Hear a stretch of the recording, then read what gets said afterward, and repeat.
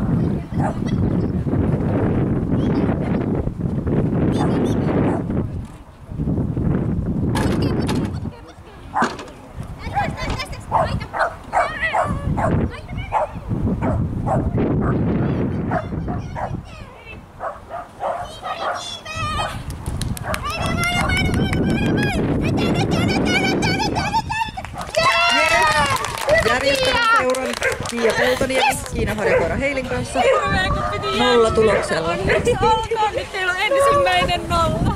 Seuraavaksi numero 67 kääpiösnautseri Nasu Gunilla Forsbloodin kanssa. Länsi-Uudenmaan agility-harrastajan ääretys.